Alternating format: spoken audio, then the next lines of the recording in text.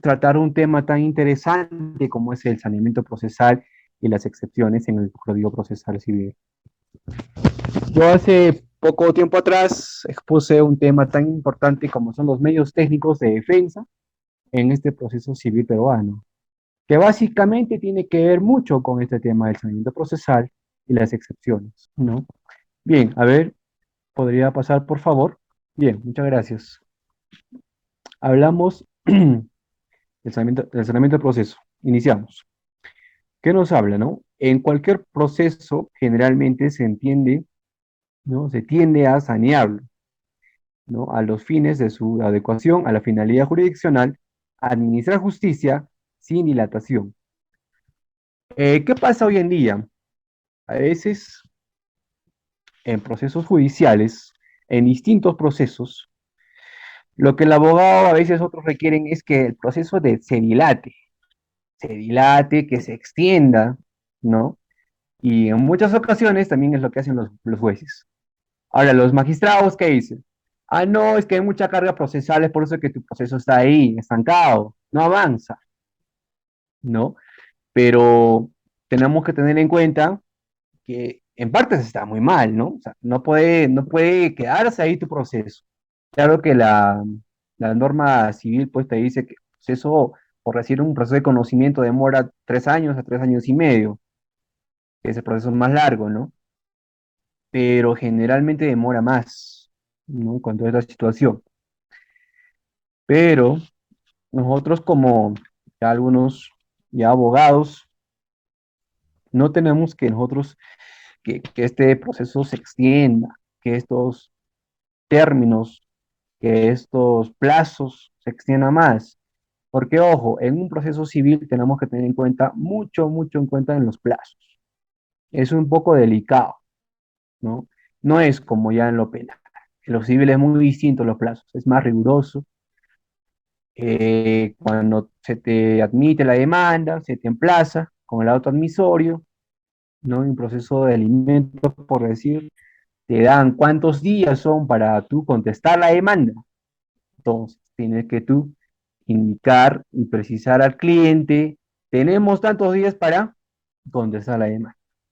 Requiero estos requisitos para presentar.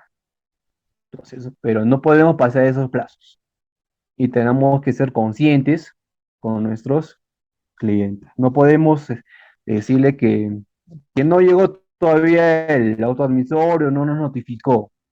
Tenemos que ser muy conscientes en esa parte. Bien, administrar justicia sin dilación. ¿Mm?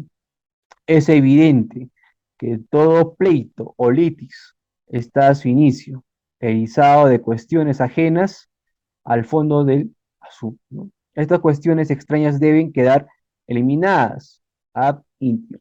Entonces, estos son términos ya latinos que nos precisa en este punto del saneamiento procesal. Básicamente, todo este punto nos trata de decir que no podemos permitir que se dilate el proceso, ¿no?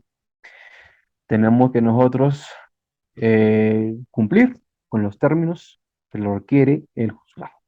Bien, ¿podría pasar, por favor? Bien, por saneamiento, ¿no? Que se entiende eso, entendemos el conjunto de actos enderezados al control sobre la regularidad procesal. Bien, ¿qué nos habla aquí?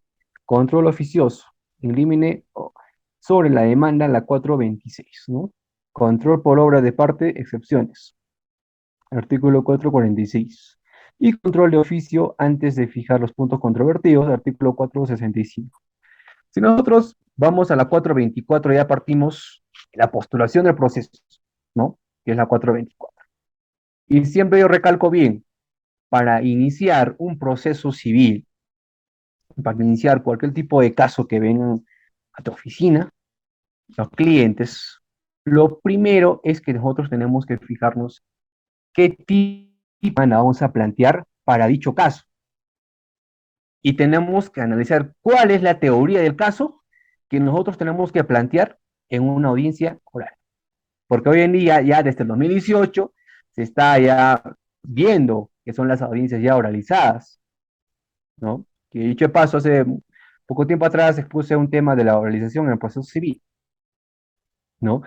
Entonces, siempre tenemos que tener en cuenta esto, los requisitos de la 424, porque si nosotros no cumplimos uno de los requisitos, podemos tener problemas más allá, ¿no? Entonces tenemos que indicar bien, precisar bien cuáles son los requisitos y cumplir cada uno de ellos, para no tener ningún tipo de inconveniente más allá.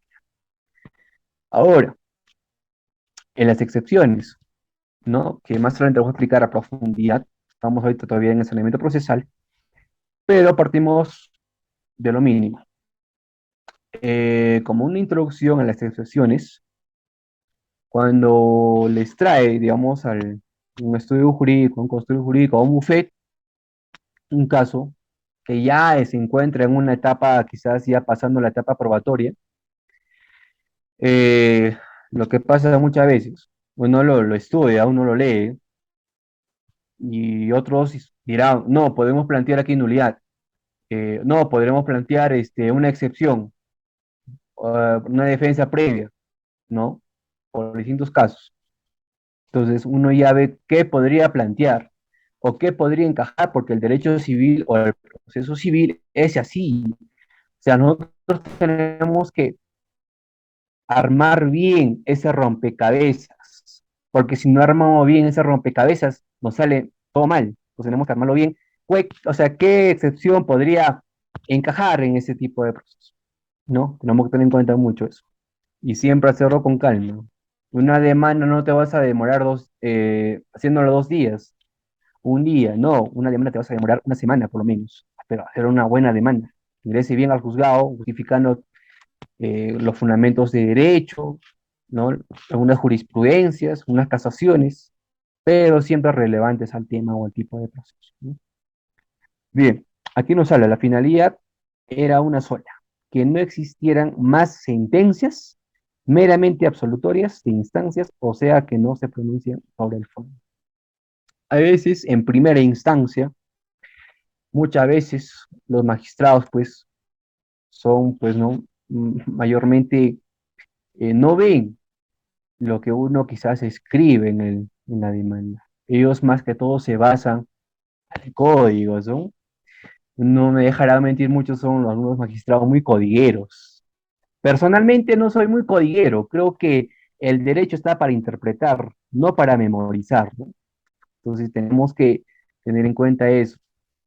Y ahora muchos recurren a una segunda instancia, no, porque no están de acuerdo con la sentencia de primera instancia. No, nos vamos a impugnación, ¿no? Se van a segunda instancia.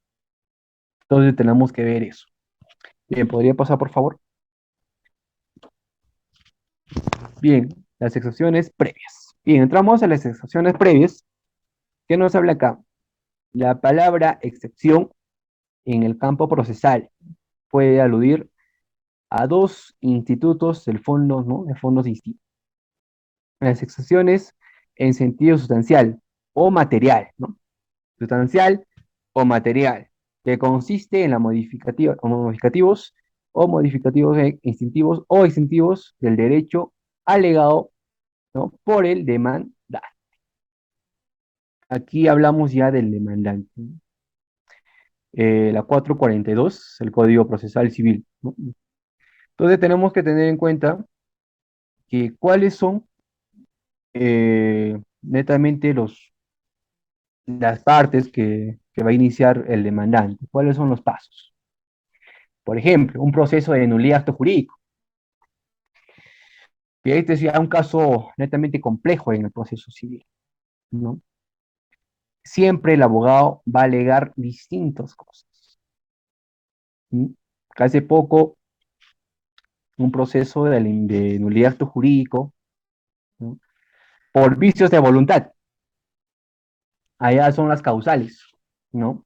Lo tenemos que tener en cuenta. Cuando nosotros iniciamos un proceso por nulidad de acto jurídico, tenemos que ver cuáles son las causales, si esas causales encajan o no encajan al tipo de proceso, ya sea por vicio de voluntad, error, ¿no? Entonces tenemos que ver eso. Yo tengo que alegar, ¿no? En este escrito, ¿qué vicios de voluntad ha incurrido el demandado? ¿No? ¿Existirá el dolor, algún error? habrá una intimidación, entonces tengo que ver eso, ¿no? Plantear eso en el escrito, para que eso también pueda calificar el magistrado y que pueda ver si es que este escrito netamente merece ser admitido o merece ser rechazado ya con una inadmisibilidad en la mano, ¿no? Porque, ojo, tenemos que tener en cuenta los procesos de cognición, ¿no? Y netamente también tenemos que tener en cuenta cuándo te admite la demanda, cuándo te declara inadmisible y cuándo te declara improcedente la demanda, ¿no? Y eso tenemos que tener mucho en cuenta. Ahora, procesos de cognición, que vamos un poquito más allá. Tenemos procesos de conocimiento, tenemos el proceso abreviado, sumarísimo y ejecución. Entonces tenemos que tener en cuenta eso.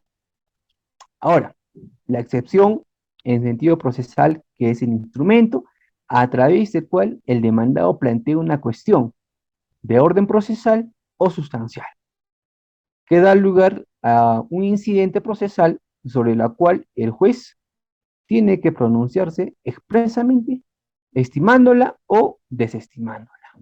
Ojo, eh, podría plantear, obviamente, sí, podrías plantear una excepción, pero ojo, no porque planteas una excepción, ya el magistrado puede estimar esa excepción, admitir como que dice esa excepción. No, también puede desestimar esa excepción, ¿no? Entonces, tenemos que plantear bien esa excepción, ¿no? Siempre lo digo, tómense su tiempo para poder plantear esa excepción. No es que mi cliente dice, no, doctor, quiero para mañana, sí o sí, mi excepción, no sé. ¿Qué hará usted? ¿Se amanecerá? No. Tenemos que darnos nuestro tiempo. Yo siempre recomiendo esto a muchas amistades, a muchos alumnos. Siempre lo digo, tómense su tiempo para plantear una excepción o una reconvención, ya sea una defensa previa. Cualquier tipo de escrito, tómense su tiempo y háganlo bien y para poder, pues, brillar ya en una audiencia, ¿no? Bien. Los artículos 446 siguientes del Código Procesal Civil usan la palabra excepción en el último sentido, ¿no? Entonces, este punto de la 446 ya aquí nos habla, ¿no? Las excepciones y defensas previas, si revisamos el Código Procesal Civil, ¿no? La 446. Son algo de 13 a 14 incisos, ¿no? Bien, ¿podríamos pasar, por favor? Bien, el Código Procesal Civil de 1993, la actual. Bien, contempla, ¿no? Contempla una lista, ¿no? Taxativa de excepciones, artículo 446, que les he indicado son 3 a 14 incisos, ¿no? Establece que en su planteamiento del lugar de un cuaderno de excepciones, de un incidente y que no suspende el proceso principal, 447. Novedad de preclusión por no planteamiento oportuno. Bien, en este punto, eh, las excepciones, que básicamente, si se dan cuenta, están más del saneamiento, excepciones que saneamiento procesal, ¿no? ¿Por qué? Si nos vamos al artículo 4, a ver, vamos a ver, a la 465, que nos habla ya del saneamiento procesal, ¿no? Dice, ¿no? Tramitado el proceso conforme atendiendo a las modificaciones previstas para cada vía procedimental. El juez de oficio, ¿no? Y aun cuando el emplazado haya sido declarado rebelde, expedirá resolución declarando, ¿no? La existencia de una relación jurídica procesal válida, la nulidad y consiguientes conclusión al proceso, invalidez subsanable de la rebeldía, de la rebelión y precisando sus defectos. Bien, básicamente el saneamiento procesal fija dos cosas. Si entramos ya netamente a una audiencia, el juez va a dar por sanido el proceso siempre y cuando que las partes se pongan de acuerdo. Eso ya hay un artículo que les voy a explicar, que es la audiencia de conciliación o fijación de puntos controvertidos, saneamiento probatorio, ¿no? Entonces, e igual, ¿no? Quizás en lo penal también existe ese tipo de, ¿no? situaciones, pero en civil también existe. Si ambas partes llegan a un acuerdo conciliatorio, pues el proceso se da por saneado, ¿no? Entonces, tenemos que tener mucho en cuenta ese punto. Bien, ¿podría pasar, por favor? Ajá, bien. Esto ya es el artículo 446. Son 14 incisos, ¿no? Incompetencia. Falta de capacidad de ejercicio del demandante o de su representante, de acuerdo al artículo 43 del Código Civil. Representación defectuosa o insuficiente del demandado o del demandado, ¿no? Oscuridad o ambigüedad en modo de proponer la demanda. Todos estos 14 incisos son muy importantes. ¿Por qué?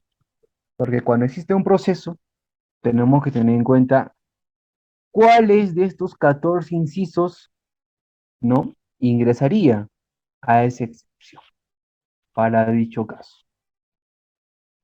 Si pondría, si calzaría quizás una cosa juzgada, una litis pendencia, un desistimiento de la pretensión, o también una oscuridad, porque generalmente yo veo en algunos casos que siempre ocurre este punto, ¿no? Que es el punto 4 que habla de la oscuridad o ambigüedad en modo de proponer la demanda.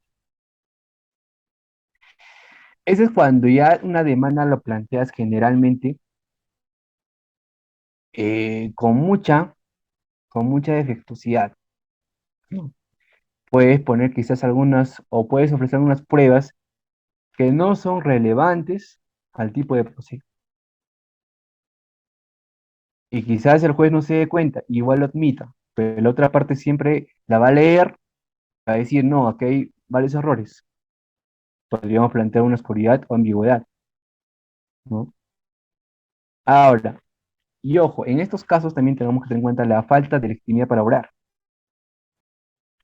Y eso es muchas situaciones pasa eso, ¿no? La falta de legitimidad para obrar, del demandante o del demandado, ¿no? Muchos me dicen, pero si es que podría plantear una demanda, un toxicómano, un ebrio habitual, eso ya sería una incapacidad, si hablamos ya de derecho de personas. Ojo, siempre tenemos que tener en cuenta eso. ¿Qué persona? Si esa persona que está demandando cumple con todos esos requisitos, no hay ningún tipo de problema. Pero si es que esta persona no tiene la suficiente capacidad, como aquí dice, no legitimidad para orar, pues tenemos que plantear esa excepción. Bien, ¿podría pasar, por favor? Mm, Plazo y forma de proponer excepciones. 447. Las excepciones se proponen conjunta y únicamente dentro del plazo previsto en cada procedimiento, ¿no? Sustancio 12 en cuaderno separado sin suspender la tramitación principal. Bien, nótese conjunta y únicamente, ¿no? 454. Improcedencia de la excepción como nulidad. Los hechos que configuran excepciones no podrán ser alegados como causal de nulidad por el demandado que pudo proponerlas, ¿no? Como excepciones. Aquí ya nos habla de nulidades.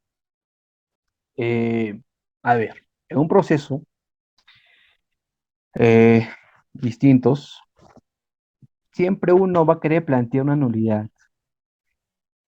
Por ejemplo, no se ha notificado debidamente al demandado. No se le ha notificado en su domicilio real. Entonces, la otra parte siempre va a decir, bueno, no me he notificado, pues yo no tengo por qué contestar, porque no me he notificado.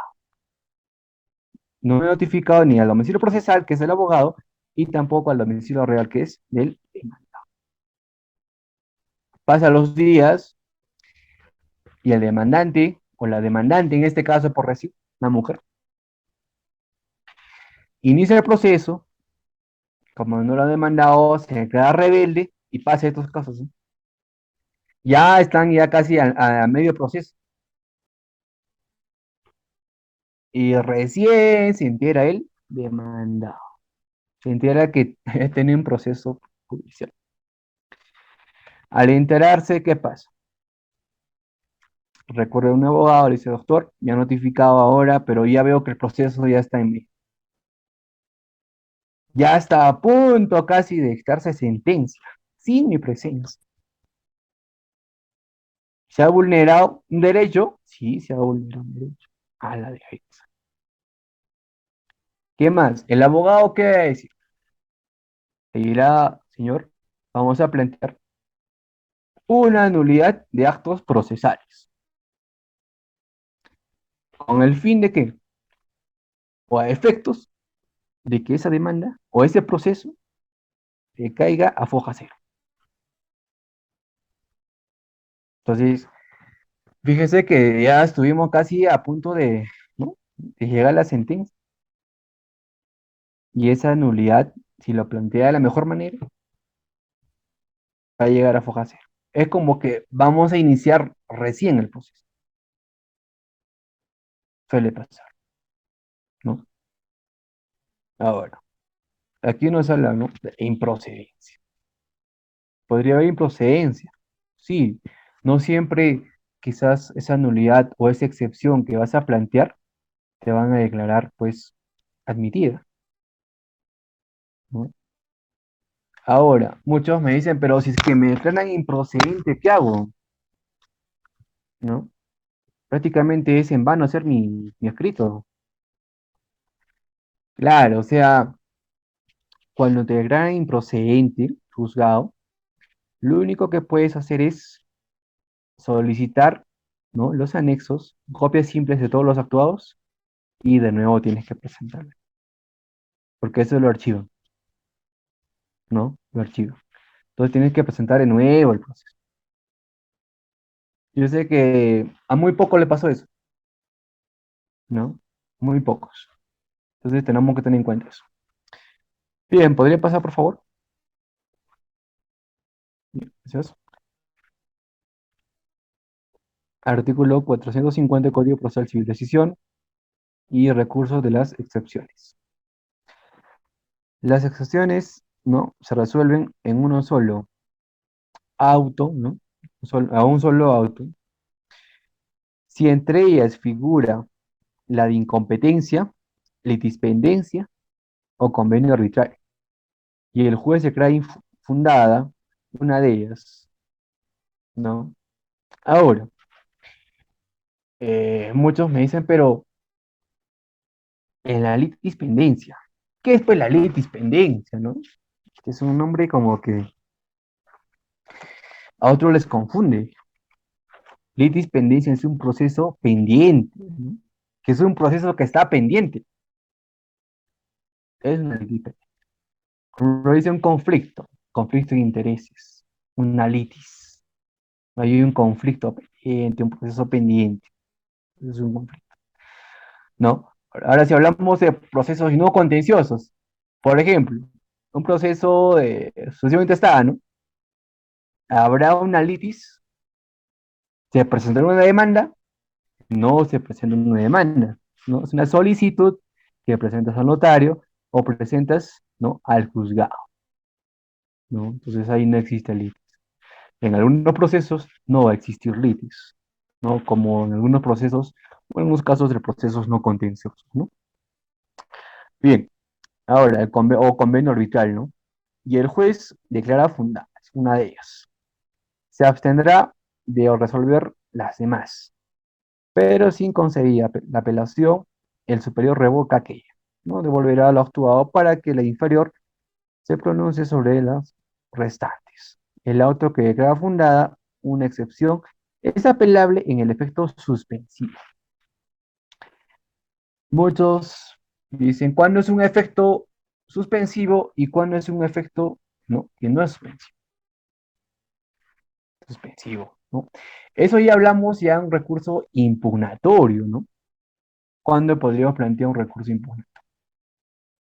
Ya es una segunda instancia, ¿no? Recursos ya de apelación, de casación, un recurso de queja, ¿no?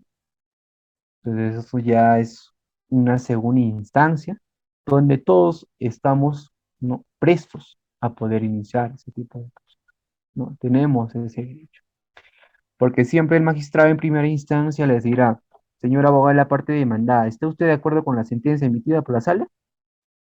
Muchos dirán, sí, señor magistrado, estamos de acuerdo con todo. Otros dirán, no, no, señor magistrado, en este momento planteo un recurso de casación de apelación. Entonces ya en eso, porque actualmente todo es oralizado, pues tenemos que hablar en audiencia. Todos tenemos derecho a poder plantear un recurso, ¿no? Ya sea apelación, queja, como los digo, de casación, ya es otro tema ya más profundo, ¿no? Bien, eh, aquí nos habla. Pero si concedía la apelación, ¿ya? Bueno, eso ya hemos pasado. Ahora, importante, dice, de los supuestos que se pueden hacer valer como excepciones, el juez no puede apreciar de oficio. Ojo, incompetencia por territorio, prescripción y existencia de un convenio arbitral.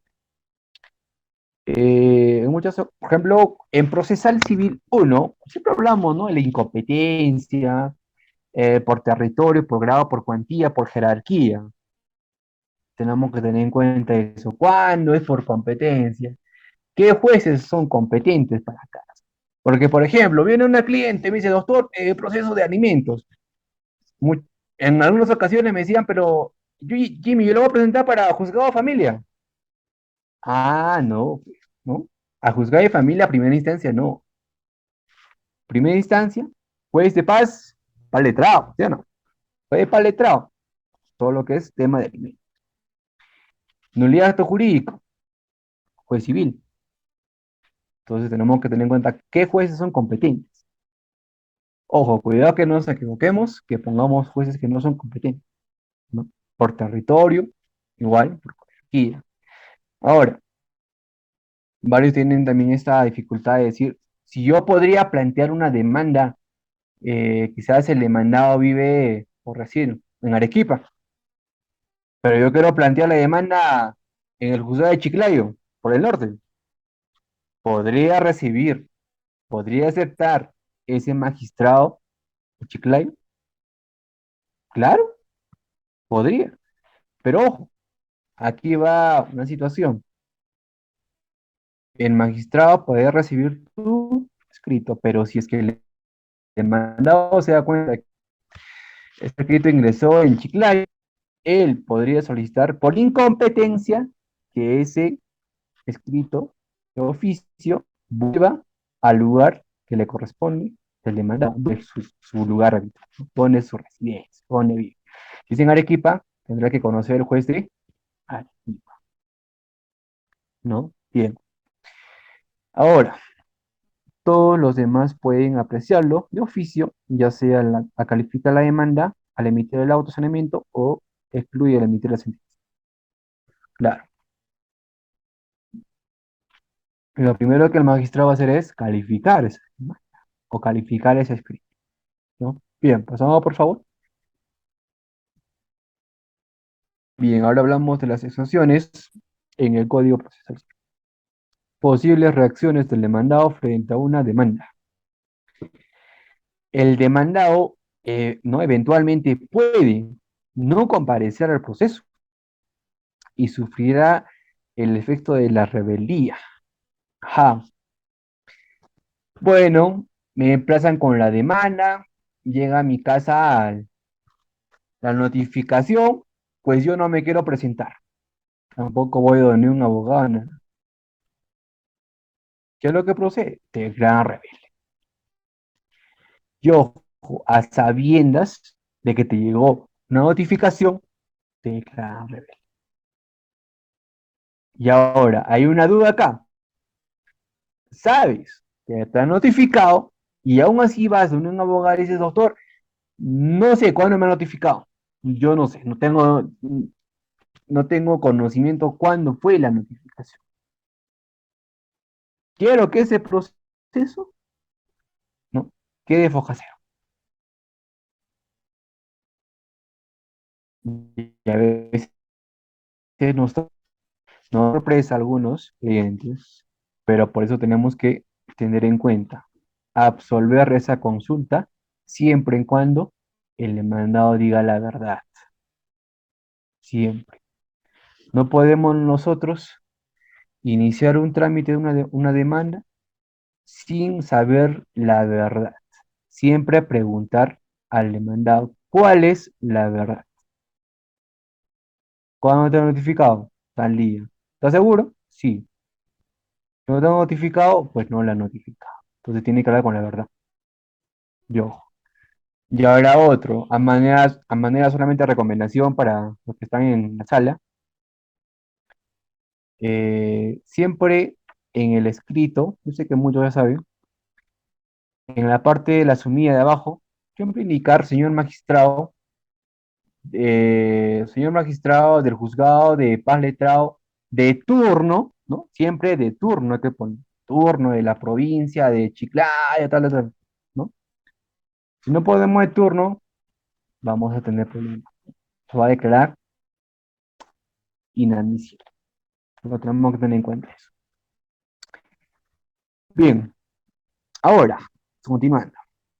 Comparecer el proceso, ¿no? Comparecer no, y no contestar la demanda. Perfecto.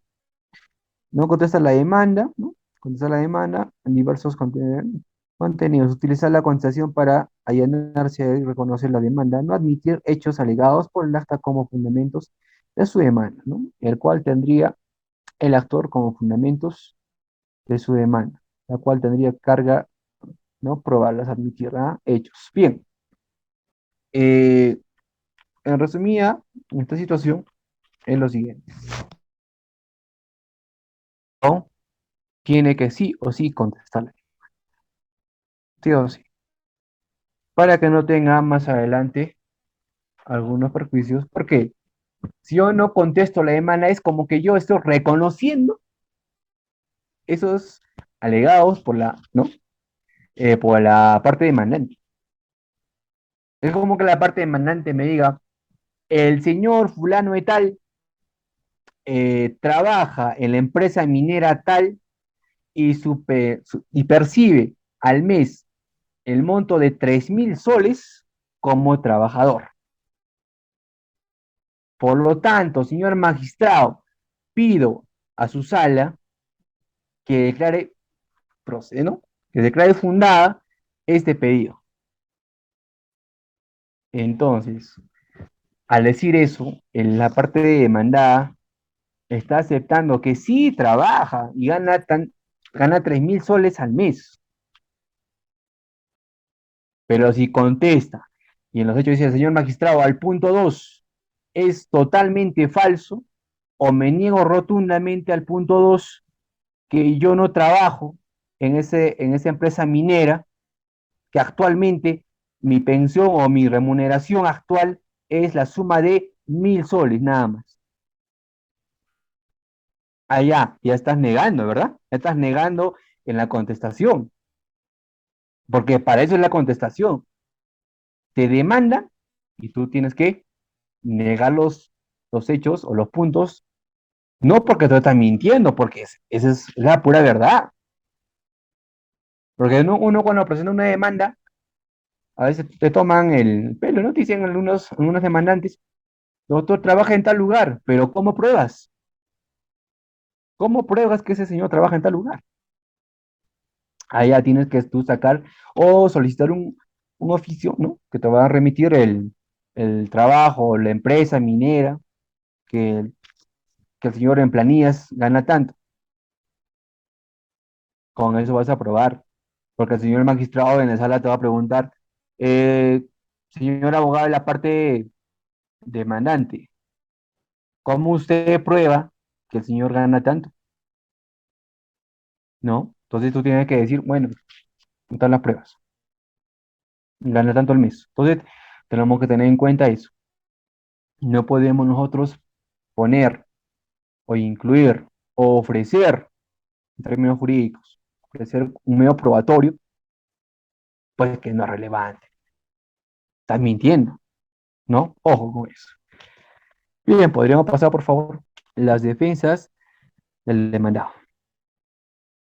Una vez notificado con la demanda, el demandado tiene tres tipos de defensa, ¿no? La defensa de forma y la defensa previa. La defensa de fondo. Bien, defensa de fondo, ¿qué dice? Consiste en el cuestionamiento directo que el demandado hace del derecho o de los hechos, en lo que el demandante sustenta con la demandada, ¿no? Dicho de otra forma, es la contradicción a la pretensión tratada en su contra. Bien, al momento de plantear la demanda, siempre el demandado va a tener ese derecho de contradicción. Como yo les he comentado, no todo va a ser cierto en la demanda, siempre va a haber cosas que quizás el demandado va a tener que negarlas, ¿no? Punto a punto. Es por eso que la contestación es muy eficiente en este tipo de casos, ¿no? Bien, la defensa previa consiste en el cuestionamiento que el demandado hace a la oportunidad de que ¿no? de que se ha realizado un acto ¿no? previo, configur- configurante de una de las especies, ¿no? Requisito para el ejercicio válido del derecho de la reacción por el demandante. Está prevista regularmente en la norma jurídica, aunque en casos especiales puede ser convenida también por las partes. Y la última parte nos habla la defensa de forma. El demandado ejercita esta defensa dirigida, ¿no? a enervar la demanda sin entrar a las discusiones sobre los fundamentos de derechos. Fondo del asunto, ¿no? Suspendiendo la contestación de la demanda y requiriendo un previo especial pronunciamiento. Y la última parte, para terminar, dice las excepciones, en sentido amplio, puede decirse que una excepción en cualquier medio de defensa, ¿no? Esgrimiendo por el demandado frente a la demanda o demandada en el que pretende conseguir nuestra especie. Bien, en este punto claramente habla de la defensa del demandado. ¿Cuáles son las defensas que puede plantear un demandado a dicho caso? ¿No? Y a este punto le agregamos lo que son los medios técnicos de defensa, ¿no? ¿Qué medios técnicos de defensa se podría aplicar para dicho caso? ¿No? Bien, ¿podríamos pasar, por favor? Bien, clases de excepciones como medio de defensa en el demandado puede, ¿no? oponer. ¿Cuáles son? Las excepciones materiales. El demandado que opone, ¿no? excepciones materiales no pretende discutir la relación procesal, sino el fondo del asunto. Allá, ¿cuál es el fondo del asunto, no? En un proceso podríamos tener en cuenta lo siguiente: ¿qué es lo que están solicitando? ¿Cuál es su petitorio? ¿No? Y ojo, tenemos que tener en cuenta con la pretensión y el petitorio de la parte demandante, ¿no? Entonces tenemos que que ver el fondo del asunto, qué es lo que está solicitando la parte demandante. Si es que si ese acto de quizás de escritura pública, de compra-venta, se anule, ¿no? Está pidiendo que se anule. Entonces, ese es el fondo del tema. Se se anula por tales motivos, ¿no? Plantea una excepción.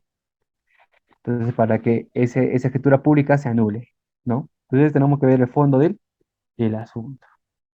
Bien, persigue una sentencia absolutoria, que estas excepciones se encuentran en el Código Civil. Son entendidas como aquellas que matan la acción ejercitada en contra del demandado. Dichas excepciones tienen como objeto destruir, ¿no? o eliminar las pretensiones del actor. Algunas excepciones materiales, ¿no?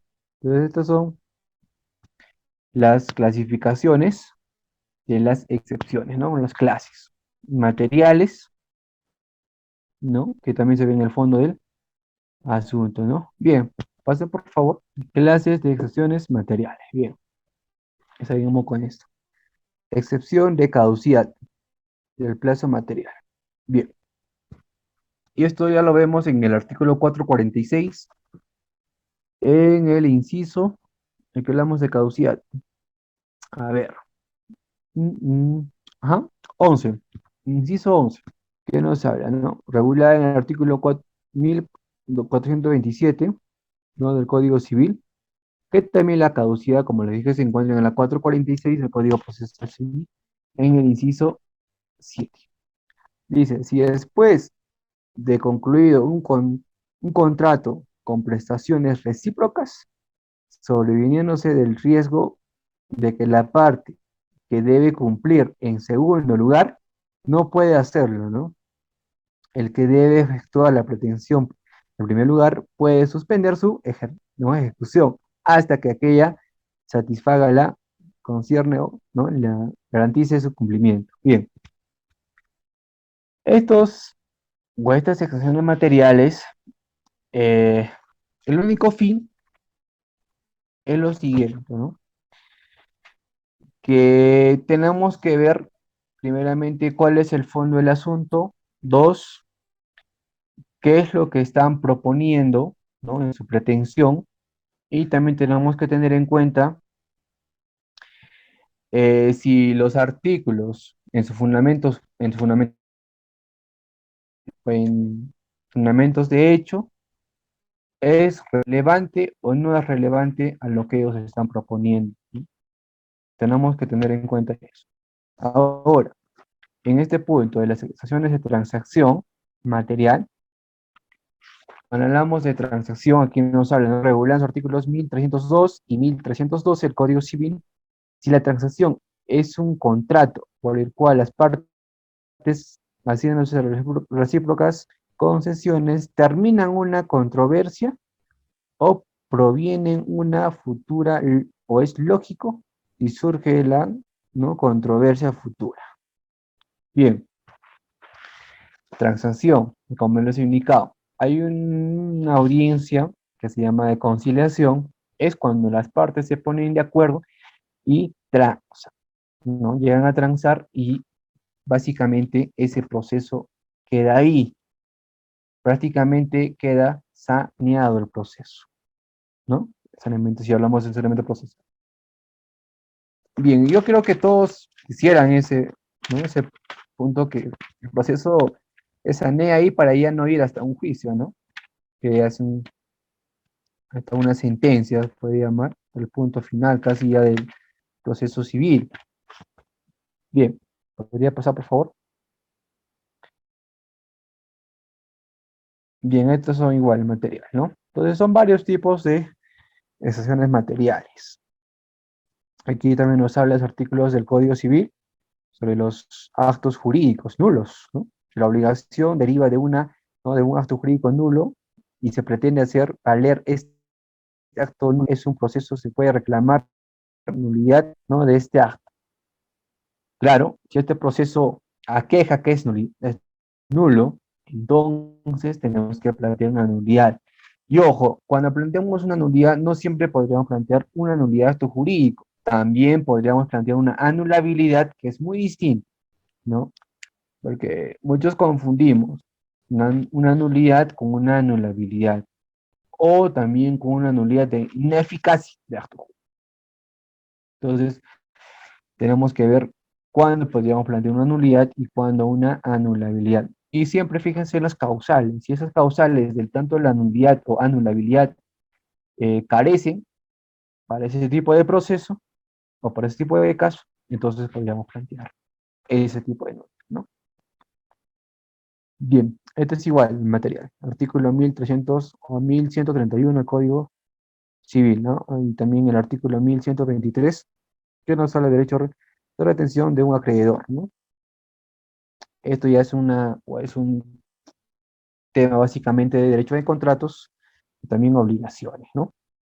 Porque es así, el hecho en un proceso quizás de nulidad, todo lo que es relevante a la nulidad, siempre va a existir en ese proceso quizás el libro de sucesiones, vas a leer el libro de obligaciones, de contratos, y en fin, todos esos libros van a ingresar, ¿no? En sí, en ese punto o en ese caso de nulidad. Bien, pasamos por favor. Bien, las excepciones procesales. ¿Qué dice? Las cuestiones concretas que el demandado plantea frente a la pretensión del actor con el objeto de oponerse a la conclusión del proceso, ¿no? Alegando que no sean satisfechos los presupuestos procesales o las condiciones de la acción. Ojo, tenemos que tener en cuenta que el proceso tiene que cumplir con esto. Uno, que el proceso cumpla con los presupuestos procesales y con las condiciones de la acción, ¿no? Tienen que cumplir con esos dos requisitos como para que nosotros tengamos en cuenta para plantear una excepción. Si cumple esos dos requisitos, no tenemos por qué plantear una excepción porque sí lo cumple, ¿no? Ahora, hay una clara relación entre las excepciones procesales y los supuestos procesales. Ojo, competencia, capacidad de las partes y requisitos de la demanda. Estos tres puntos es muy importante en las excepciones, más allá de que quizás reunamos temas acá. Este punto, competencia, capacidad de las partes y requisitos de la demanda. Estos tres puntos es muy importante en ese punto. Y también acá, abajo nos da la legitimidad para obrar y el interés para obrar. Y entonces, esta partecita, tomen en cuenta, ¿no? Es lo más relevante de este tema de las excepciones y saneamiento procesal, ¿no? Competencia, capacidad de las partes, ¿no? Condiciones de la acción, legitimidad para obrar y el interés para obrar. Es muy importante. Bien, pasamos por favor. Excepciones proponibles, ¿no? ¿Cuáles son las excepciones proponibles? Bien. La excepción de competencia. Bien. Y se tiene que ver con uno de los presupuestos procesales, el de la competencia, si la competencia, ¿no? Es la aptitud que tiene un juez para ejercer jurisdicción. Como yo le decía, un juez ejerce, ¿no? Una jurisdicción, ¿sí? Por ejemplo, aquí en la hay 4 juzgados de paz letrados, ¿no? Y en otros lugares hay 5 o 6 juzgados de paz letrados. En otros lugares hay 2, 3. Juzgado civil, juzgado paz letrado, ¿no? Recuerdo siempre de la pirámide. A mí siempre me enseñaban la pirámide, siempre recuérdate ahí, me decían. ¿Por qué? En la pirámide ustedes siempre van a iniciar por el punto cero, ¿no? No siempre, todo es juez de paz letrado, todo es juez de paz letrado, no. Nos estamos olvidando de un juez, abajo, inferior, de un juez de paz no letrado, ¿no? Partimos por ahí, ¿no? Juez de paz no letrados, los que tienen para ciertas cosas quizá competencia. Y estos jueces de paz no letrada, pues lo ubicamos en distritos, ¿no? Más que todo en las zonas rurales. Ahí lo vemos a sus jueces de paz no letrados. De ahí subimos a los jueces de paz letrados, ¿no? Juez de paz letrado. De ahí subimos un poquito más arriba, ¿no? Jueces civiles, ¿no? Mixtos o especializados, ¿no? Jueces superiores. De ahí viene ya arriba los jueces supremos.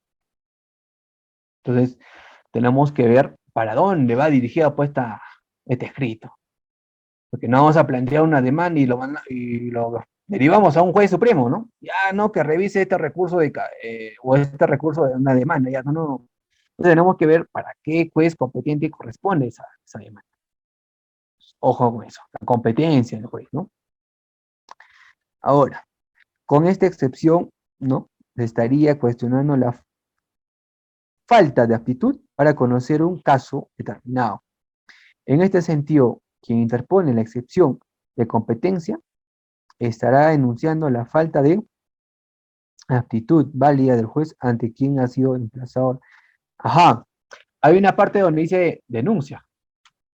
Ajá, claro, se puede plantear esto cuando siendo este juez competente para este caso, a pesar de que es competente, dice, no, yo no soy competente, ¿ya? Yo no soy competente, yo me declaro incompetente para esto. Ahí entra recién este término, que es la denuncia. Y está en el artículo, ¿no? Aquí en el Código Procesal Civil, ¿no? De la denuncia, que está ya, casi en el título 3 de excepciones de defensas previas. todo lo que es concernente a ese tema. Bien, excepción de incapacidad del demandante o de su representante. Está referido directamente a la ausencia de capacidad procesal del demandante o de su representante, sea porque son menores, han sido declarados incapaces, otra limitación. En el uso de esta excepción no está en debate la calidad de representación otorgada, sino cuestiona ¿no? Que está actuando en el proceso, sea el demandante o su representante no tiene capacidad procesal. Ojo, yo le decía, ¿un menor de edad tendrá capacidad procesal?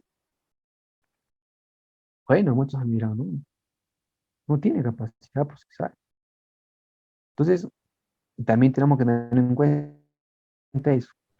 ¿Por qué creen que en muchas ocasiones, en alimentos, ¿no? Señora tal, en representación del menor, ¿no? Está representando ese. O también en algunos casos puede ser que el tutor, ¿no? Porque tenemos que tener en cuenta el tutor, el curador, ¿no? Para esto, si hablamos ya de un consejo de familia, en un consejo de familia, pues a veces ocurre lo siguiente, ¿no? El padre y la madre se van de viaje y en casa se quedan los menores. Pasa lamentablemente un accidente de tránsito y fallecen los dos padres. Fallecen ambos padres y los dos menores se quedan sin papás, ¿no? Llaman a un consejo de familia, ¿no? La jueza de familia va a llamar a un consejo de familia. Ambos familiares, tanto paterno y materno, les plantearán, ¿no? A ambas partes, quiénes podrían hacerse cargo de estos dos menores. Y estos, quizás de estos tíos o estas tías, van a hacerse cargo, ellos van a ser sus representantes de estos menores, ¿no? Entonces, tampoco ellos van a decir, no, señor magistrado, no, porque son menores, tendría, a ver, supongamos que tengan sus 12 años, el otro tiene quizás la menor 14 años. Tampoco el juez va a decir, no, ustedes son mayores y ustedes van a iniciar todo este caso, no, o sea, ellos son incompetentes, ¿no? Perdón, son incapaces. Bien, ahora, excepción de incapacidad del demandante o de su representante. Bien, ese es el punto, ¿no? Bien, ¿podría pasar, por favor?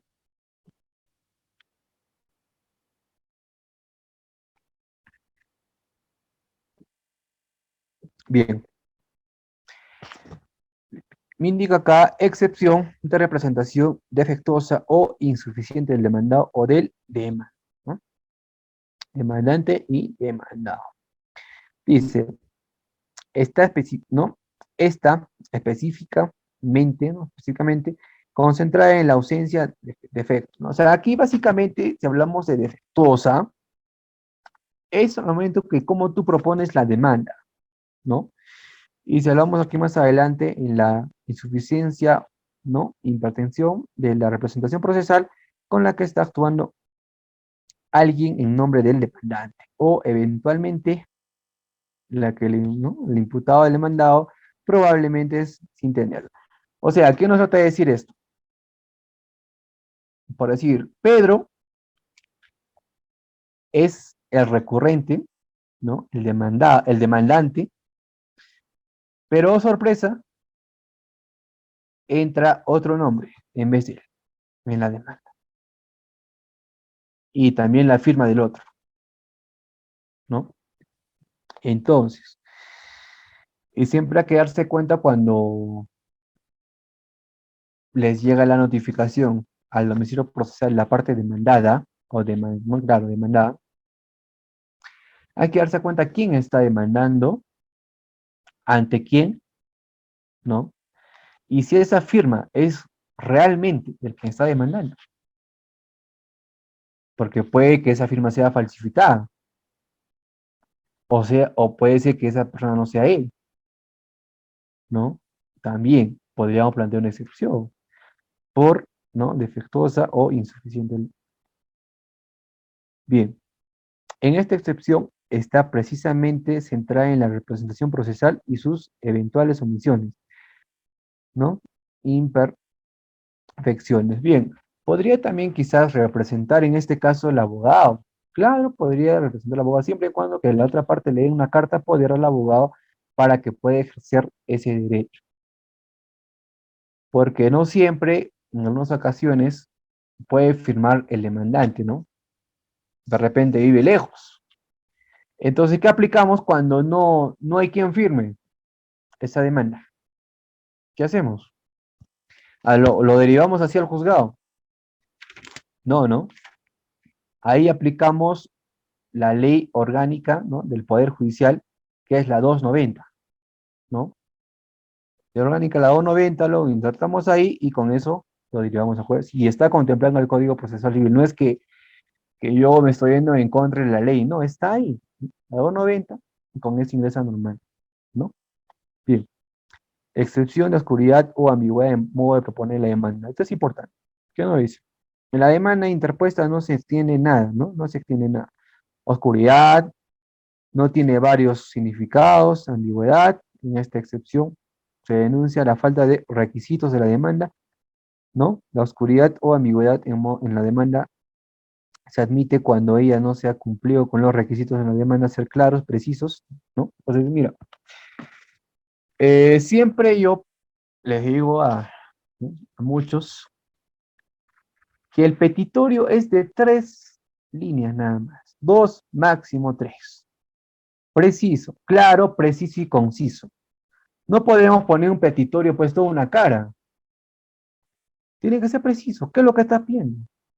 ¿No? Entonces tenemos que tener en cuenta eso. No podemos nosotros escribir pues todo, ¿no? Una cara. Entonces tenemos que ser precisos en el petitorio. Ahora, es por eso que también en este punto podríamos plantear esa excepción.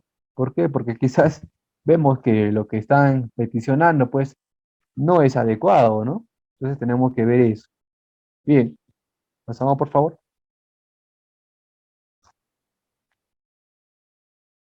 La excepción de falta de agotamiento en la vía administrativa, ¿no?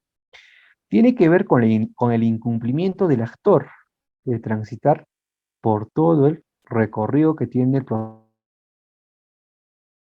órgano jurisdiccional. Tenemos tenemos que agotar la vía administrativa, ¿no? Una vez había un caso de un docente, ¿no? Que lamentablemente, pues, le dieron su carta de despido, de hecho, de una institución X, y él dijo, yo me voy de frente a la vía judicial. No, tenemos que agotar la vía administrativa. Eso ya tenemos que hablar netamente del proceso contencioso administrativo. Ya es otro tipo de caso que tenemos que hablar. Entonces, siempre agotar esa vía. ¿Por qué? Porque es un requisito previo por una excepción, ¿no? Agotar esa vía. Agotar y recién ingresar a un proceso judicial, ¿no? Ahora, la excepción de litis pendencia. ¿Qué dice? Esta excepción se da en razón a que ya existe un litigio, ¿no? Ya hay un litigio quizás que ya existe, ¿no? Pendiente, ¿no? En el que se tramita en el mismo proceso, ¿no? Y en donde las partes, ¿no?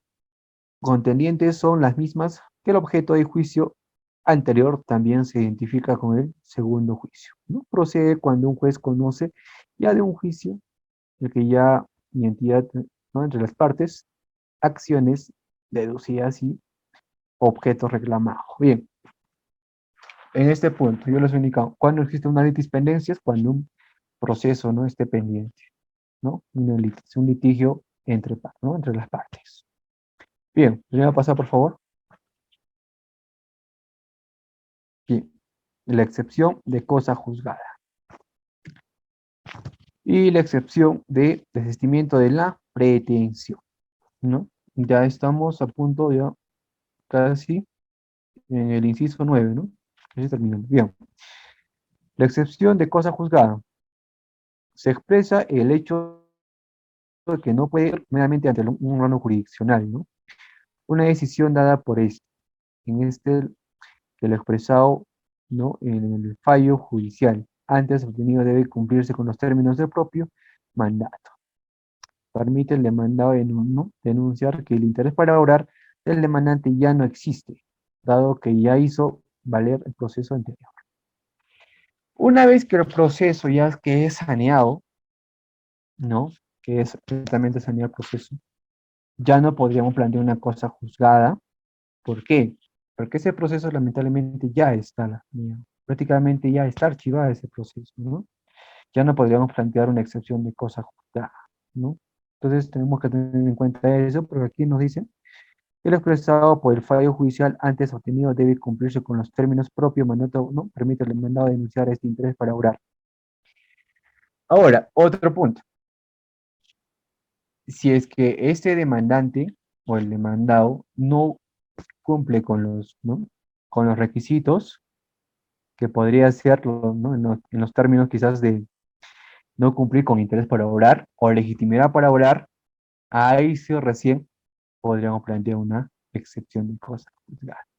Ahí sí recién. Si no cumple con esos requisitos de interés para obrar, ¿no?, esa capacidad quizás que tenga quizás el demandado, que no tenga esa capacidad para obrar, entonces podríamos plantear una cosa juzgada, ¿no? Y en ese punto sí puede dar, ¿no? Pero en el otro, como yo les decía, que ya si está saneado el proceso, ya no podríamos plantear una excepción, ¿no? Ahora, si es que, como yo los digo, que sanear el proceso, pero por ahí me doy cuenta que el demandante no tenía esa capacidad para obrar, ni legitimidad para obrar, podría ser ahí, ¿no? Pero si es que no, pues no, no podríamos nosotros plantear algo que quizás ya esté ahí, quizás en los manos del magistrado, ¿no? Que en la carpeta quizás que ya no, aquí sí cumple con todos los requisitos, así que no, no hay nada que decir, ¿no? Bien, excepción de desistimiento de la pretensión. Como se sabe, ¿no?, el desistimiento es la renuncia a la pretensión procesal, implicando una renuncia tácita o seguir ejerciendo el derecho de acción para continuar el proceso. La resolución que apruebe el desistimiento de la pretensión produce los mismos efectos que una sentencia. Al deducir una excepción, el demandado manifiesta al juez que el demandante, antes de actuar el proceso, inició otro, ¿no?, en la cual decidió renunciar definitivamente a continuar haciendo el uso, ¿no?, el órgano jurisdiccional. Uno podría quizás desistir de un proceso, sí podría desistir de un proceso, ¿no? Quizás fulana de tal demanda a fulano de tal, ¿no? Y pasa 2, 3 meses y ya no quiere iniciar con ese proceso. Allá presenta un escrito donde indica desisto del proceso. En el expediente tal, yo desisto del proceso. Entonces, desiste el proceso se archiva, ¿no? Bien, ¿podría pasar, por favor? Bien, ya estamos en una excepción de conclusión del proceso por conciliación o ¿no?, transacción, o la excepción de caducidad. Bien, ahora, en este punto de conciliación o transacción, nos habla, está claro que un anterior proceso, las mismas partes procesales llegaron a un acuerdo, ¿no?, en el cual, ante el órgano jurisdiccional, aceptaron la propuesta, una conciliación, ¿no?, o que un proceso anterior llegaron a concesiones recíprocas, transacción, no existiendo duda en el acuerdo, ¿no?, y que no puede iniciar un nuevo proceso. El demandado, en esta excepción, está denunciando, ¿no?, la falta de una condición de acción o interés para obrar. A ver, vamos a poner ejemplos. Nosotros sabemos que hay dos vías. Cuando uno inicia un proceso, no siempre todo es judicial. Hay una vía que es extrajudicial. Entonces, que básicamente esto lo ven los centros de conciliaciones. Yo no siempre le voy a decir a mi cliente, sí, iniciamos este proceso, ¿no? Si yo sé que podríamos agotar esta vía de conciliación, ¿para qué yo le voy a indicar que vaya, ¿no?, quizás a un órgano jurisdiccional a interponer una demanda? Si podríamos agotar esta vía. Entonces siempre es recomendable agotar esta vía de conciliación extrajudicial para irnos a un proceso ya judicial. Claro que muchos me dirán si en un proceso civil existe esta audiencia de conciliación. Claro, va a existir, o sí existe, obviamente, ¿no? Pero podríamos agotar pues en la vía extrajudicial para ya quizás exonerarnos de dinero, quizás ya no pagar mucho. Bien, el proceso judicial demora bastante tiempo y también la economía, ¿no? Me voy a eso. Ahora, hay varios puntos también. Podríamos agotar incluso en algunos casos por la carta notarial. Existe la carta notarial. Se podría invitar en dos oportunidades y de ahí la vía extrajudicial y recién vamos a agotar la vía judicial, ¿no? Y esto es a manera de recomendación, ¿no? Ahora, en este punto nos habla de conciliación, otra acción, ¿no? El magistrado siempre va a indicar, a ver, nos vemos en una audiencia de conciliación, ya estamos acá en una audiencia de conciliación. Las partes, ¿no? Si van a estar de acuerdo con conciliar o no van a estar de acuerdo. Si no están de acuerdo con conciliar, el proceso va a continuar, ¿no? Entonces, ahora, eh, el demandante o el demandado en este caso siempre va a indicar, no, el demandante no tiene interés para orar y tampoco le estima para orar. Por lo tanto, señor magistrado, yo no voy a estar de acuerdo con la conciliación, que se continúe el proceso. Entonces, esa audiencia de conciliación queda así, ¿no?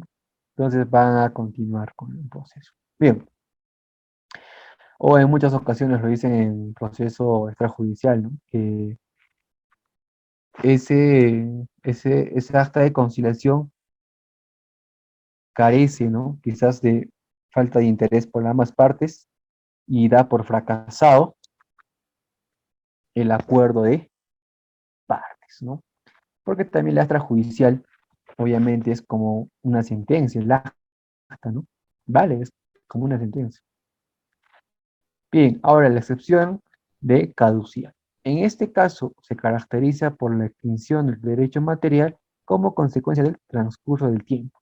La pretensión no tiene fundamento jurídico, por lo que ya no puede ser intentada. De oficio, el juez procederá a declarar la caducidad y, en consecuencia, la improcedencia de la demanda. El demandado está denunciando falta de interés para obrar.